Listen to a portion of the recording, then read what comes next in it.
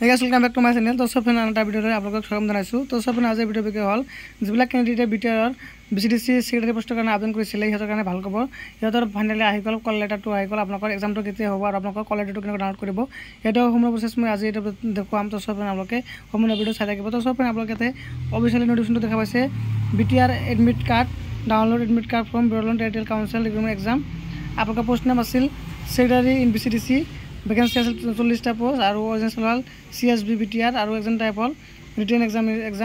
আৰু exam date হল আপোনালোকৰ 25 মে 2025 তাৰিখৰ পৰা এক্সাম হ'ব এডমিট কাৰ্ড এটা ইস্যু কৰা নাই আপোনালোকৰ ইস্যু ডেট হল 13 তাৰিখ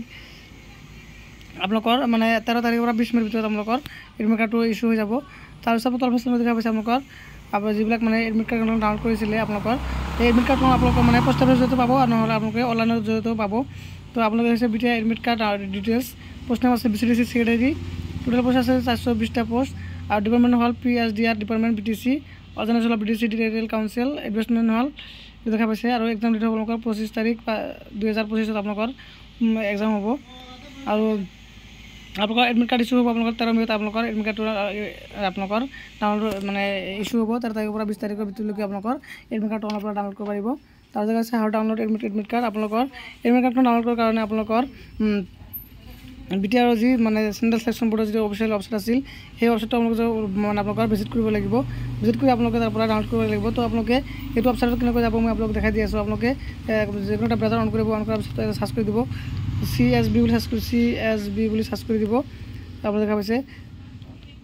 সেন্ট্ৰাল সিলেকশন বোৰ্ড বুলি সাৰ্চ কৰি দিব সাৰ্চ কৰি দিয়াৰ পিছত সব আপোনালোকৰ এনেকুৱা ইন্টাৰফেস খুলি খাব দেখাইছে নোটিফিকেশন এটা দেখা পাইছে আপোনালোকৰ অফিচিয়েল নোটিফিকেশন দেখা পাব ক্লিক কৰিলে আপোনালোকৰ নোটিফিকেশনটো আপোনালোকৰ ডাউনলোড হৈ যাব এবাৰ আপোনালোকৰ নোটিফিকেশন চাব পাৰিব দেখা পাইছে PDF এটা ওপেন কৰিলে আপোনালোকৰ যি অফিচিয়েলি যি মানে নোটিফিকেশন আছিল সেই নোটিফিকেশনটোতে আপোনালোকৰ শো হৈ যাব তো আপোনালোকে তাৰ পৰা চাব পাৰিব আৰু যদি আপোনালোকৰ মানে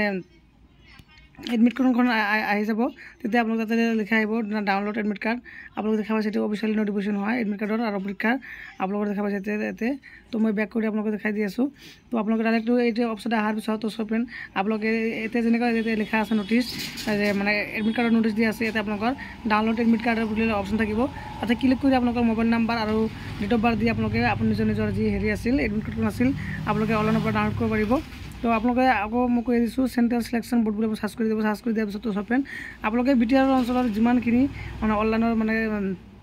এক্সাম হয় সকলোখিনি এডমিট বা নোটিস এটা অপচনতে দিয়া হয় তো এনেকৈ আপোনালোকৰ যি মানে बीसीडीसी সেক্ৰেটাৰী পোষ্টৰ কাৰণে